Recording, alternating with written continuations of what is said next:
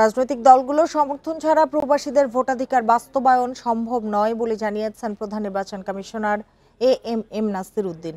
প্রবাসীদের ভোটদান পদ্ধতি নির্ধারণে মঙ্গলবার নির্বাচন ভবনে আয়োজিত সেমিনারে কথা জানান তিনি।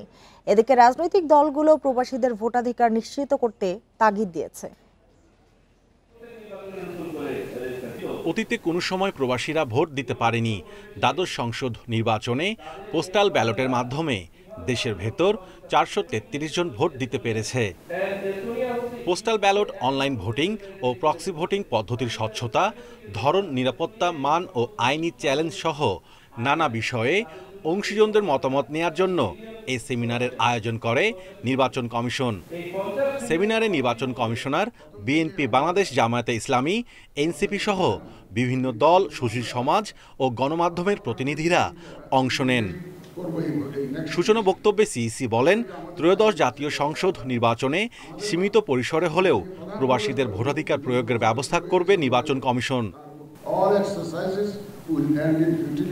যদি আমরা রাজনৈতিক দলের সমর্থন না পাই, কারণ এই সমস্ত কাজে আউট অফ কান্ট্রি ভোটিংয়ে একটা ধরনের সিম্পলিসিটি যেমন ইম্পর্টেন্ট, তারপরে আইন কানুনের পরিবর্তন যাতে যথাসম্ভব কম করতে হয়, কস্ট ইফেক্টিভ যাতে হয় এবং মানুষের ট্রাস্ট যাতে থাকে, এগুলো সব এনশিওর করে আমাদেরকে আগাতে হবে।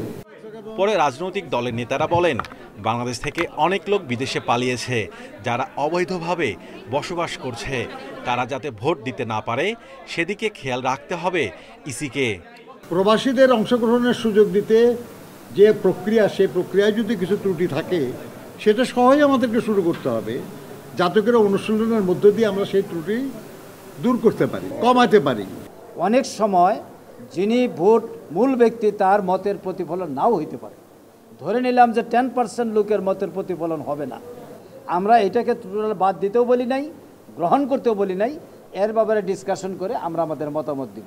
জুলাই আগস্ট গণ অভ্যুত্থানের পরে মানুষের মাঝে, প্রবাসীদের মাঝে অনেক আকাঙ্ক্ষা আছে বাংলাদেশ বিনির্মাণে যুক্ত হওয়ার। তারা চান তাদের ভোটাধিকারটা প্রয়োগ করতে। প্রায় 1.5 কোটি ভোটার প্রবাসে বসবাস করেন। Mahmudul Hasan, independent news, Dhaka.